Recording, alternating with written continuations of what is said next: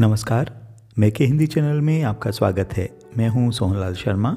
आज के इस वीडियो में हम अभिव्यक्ति और माध्यम पुस्तक के पाठ कार्यालय लेखन और प्रक्रिया पर आधारित महत्वपूर्ण प्रश्नोत्तर पर बात करेंगे। तो लीजिए पेश है परीक्षा उपयोगी यह संकलन।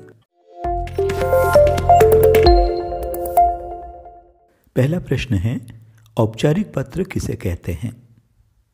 वे पत्र जो एक कार्यालय, विभाग अथवा मंत्रालय से दूसरे कार्यालय, विभाग या मंत्रालय को लिखे जाते हैं, औपचारिक पत्र कहलाते हैं। सरकारी पत्र औपचारिक पत्र की श्रेणी में आते हैं। ऐसे जो पत्र लिखे जाते हैं, उन पत्रों के शीर्ष पर, शीर्ष यानी सबसे ऊपर, कार्यालय, विभाग या मंत्रालय का नाम व पता लिखा जाता है और पत्र के बाईं तरफ यानी लेफ्ट हैंड साइड में फाइल की संख्या लिखी जाती है, जिससे ये स्पष्ट हो सके कि पत्र किस विभाग द्वारा किस विषय के तहत और कब लिखा जा रहा है। और जिसे पत्र लिखा जा रहा है उसका नाम, पता आदि बाईं तरफ लिखा जाता है। कई बार अधिकारी का नाम भी दिया जाता है।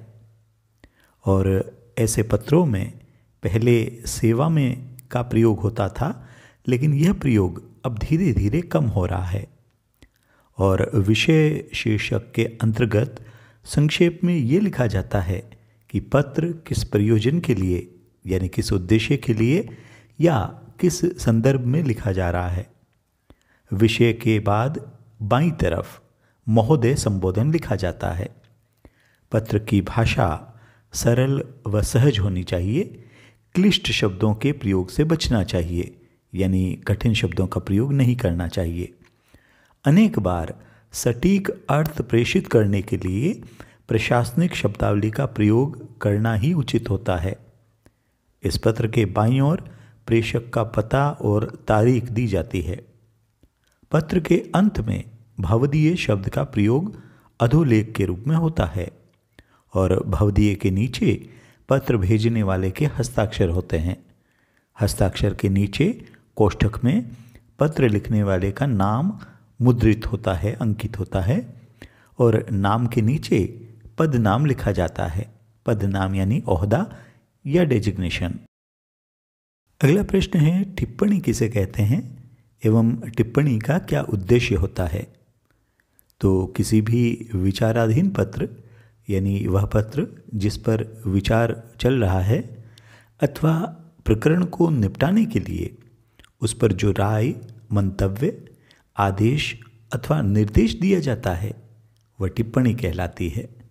टिप्पणी शब्द अंग्रेजी के नोटिंग शब्द के अर्थ में प्रयुक्त होता है। टिप्पणी लिखने की प्रक्रिया को हम टिप्पण यानी नोटिंग कहते हैं। टिप्पणी का उद्देश्य उन तथ्यों को स्पष्ट तथा तर्क संगत रूप से प्रस्तुत करना है जिन पर निर्णय लिया जाता है।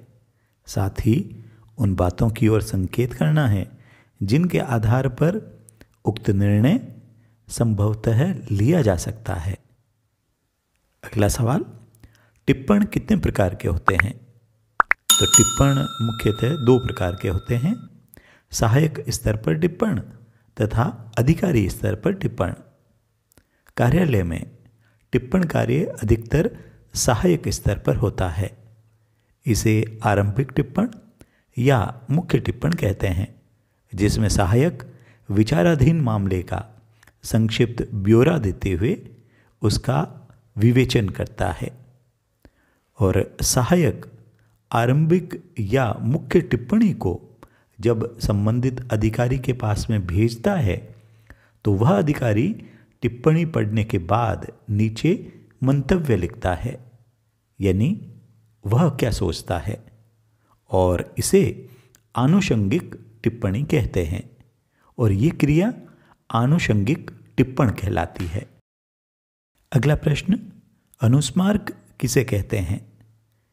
तो जब किसी पत्र, ज्ञापन इत्यादि का उत्तर समय पर प्राप्त नहीं होता है तो याद दिलाने के लिए अनुस्मारक पत्र भेजा जाता है।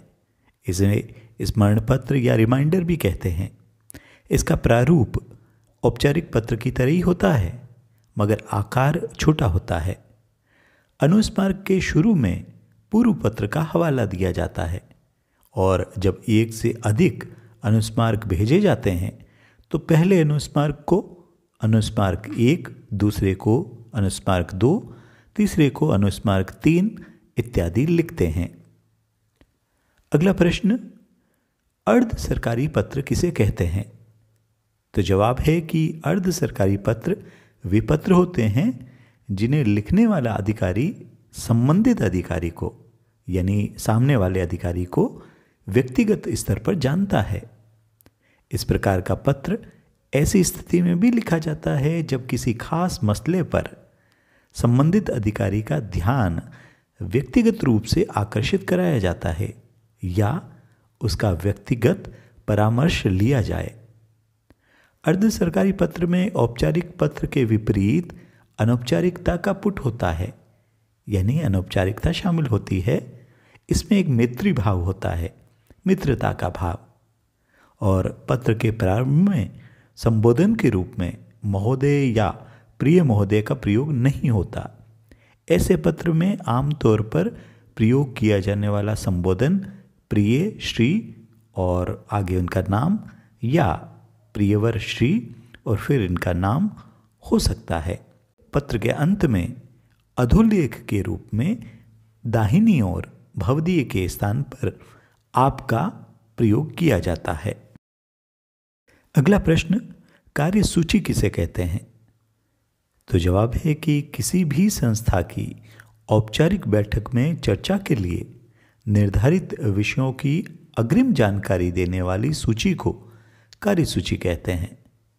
इससे बैठक के अनुशासित संचालन में सहायता मिलती है और निर्धारित विषयों से संबंधित स्वतः स्पष्ट टिप्पणियां अपने संलग्नकों के साथ सदस्यों को कार्यसूची के साथ अग्रिम रूप से भेजी जाती है ताकि वे बैठक में पूरी तैयारी से आ सकें। अगला सवाल, कार्यवृत्त किसे कहते हैं? तो कार्यसूची में रेखांकित कार्यों पर हुए विचार विमर्श का संक्षिप्त विवरण कार्यवृत्त में प्रस्तुत किया जाता है।